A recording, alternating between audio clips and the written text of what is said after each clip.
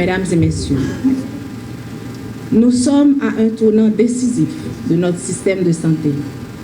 Alors que les maladies infectieuses continuent d'exiger notre vigilance, les maladies non transmissibles et les traumatismes, souvent négligés parce que silencieux mais persistants, représentent plus que jamais un défi croissant pour notre système de santé. C'est donc dans ce contexte exigeant et stratégique que j'accepte aujourd'hui, avec une profonde humilité, la mission qui m'est confiée à la tête de l'unité de coordination des maladies non transmissibles et des traumatismes, l'UCMNTT. Je tiens avant tout à remercier le ministre de la Santé publique et de la Population, Dr Bertrand Sinal, pour la confiance témoignée à travers cette nomination.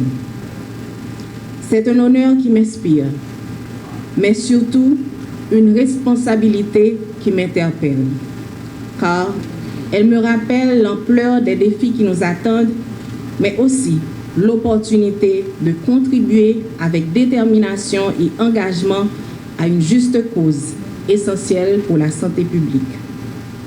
En effet, comme l'ont rappelé Monsieur le ministre et les intervenants qui m'ont précédé, les maladies non transmissibles et les traumatismes affectent toutes les couches sociales de notre population.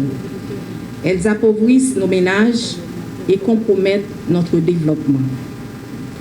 Face à ce constat, il nous revient, en tant que garant du système de santé haïtien, d'y apporter une réponse nationale, structurée, cohérente et coordonnée. Cette réponse devra globalement refléter la volonté du ministère de la Santé publique et de la Population à renforcer l'offre et la qualité des services et soins de santé, ainsi que notre engagement à tous à placer les besoins en santé de la population en matière de prévention, de dépistage et de prise en charge des maladies non transmissibles et les traumatismes au cœur de notre action collective. C'est donc dans cet esprit de service public et de travail en équipe que j'envisage cette nouvelle fonction de facilitation et de coordination des différentes initiatives qui seront portées par les 4 programmes nationaux constituant l'UCMNTT. Je suis consciente que cette mission ne saurait être menée à bien sans la collaboration indéfectible de mes collègues et amis coordonnateurs des programmes gravitant autour de l'UCMNTT. C'est avec vous, en équipe, que nous pourrons ériger les bases d'une réponse nationale efficace, efficiente et durable, ce au profit de la population à laquelle nous appartenons. En ce sens, ma priorité immédiate sera de créer un cadre de travail commun fondé sur le soutien mutuel et la synergie des interventions afin de capitaliser sur les acquis et maximiser l'impact.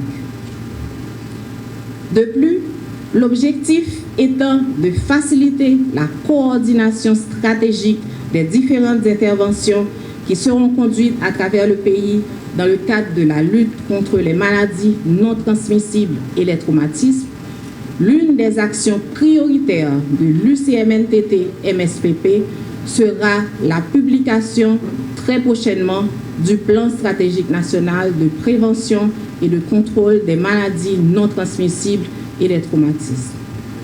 Ce document constituera notre feuille de route commune pour les 5 prochaines années. Chaque programme de l'UCMNTT possède ses propres spécificités et une expertise distincte.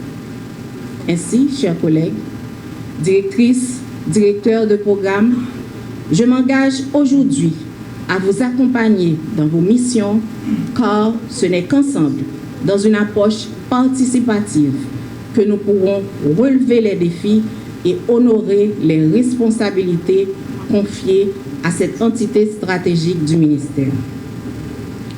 Par ailleurs, je suis pleinement consciente que cette mission appelle à une mobilisation collective. En effet, elle nécessitera le soutien de toutes les directions techniques du ministère, centrales et départementales, la collaboration et l'appui des partenaires, ainsi que l'engagement des acteurs communautaires.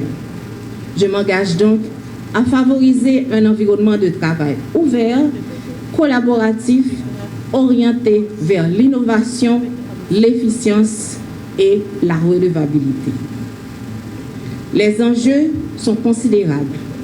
Toutefois, je demeure pleinement convaincue que grâce au soutien constant de la haute direction du ministère de la Santé publique et de la population et à l'engagement confirmé de chacun d'entre vous, chers collègues, l'UCMNTT saura répondre à la mission qui lui est confiée et inscrire ses actions dans une logique cohérente de service à la santé publique et de promotion du bien-être de notre population. Que Dieu, dans sa bonté infinie, guide nos actions, ce au profit de la communauté haïtienne. Nos partenaires techniques et financiers n'appuyaient pas aussi au départ les maladies non transmissibles. Les investissements sont surtout orientés vers la prise en charge, la prévention et la prise en charge des maladies transmissibles, telles par exemple le VIH, SIDA, la tuberculose et la malaria. Mais depuis les 10 dernières années, le paradigme a changé. Et un avant-gardiste parmi nos partenaires techniques financiers, je cite l'OPS-OMS, a voulu inciter les parties prenantes à s'intéresser à la problématique des maladies non transmissibles. Aujourd'hui, c'est une réalité. Alors, le ministre doit procéder au lancement de cette unité de coordination des maladies non transmissibles et des traumatismes.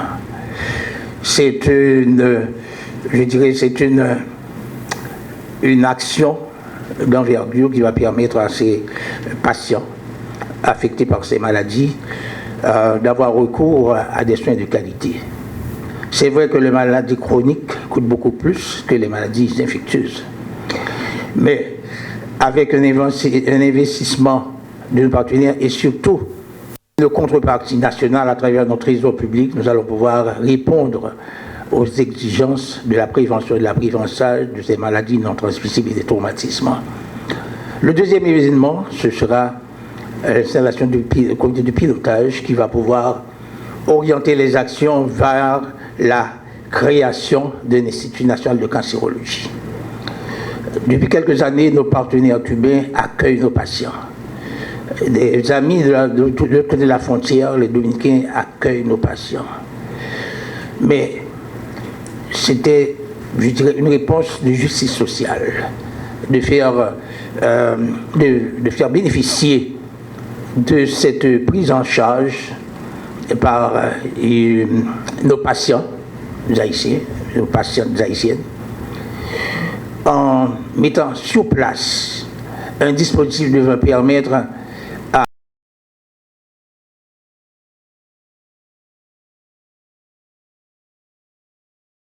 après le dépistage des cas de cancer, par exemple, il faut une prise en charge.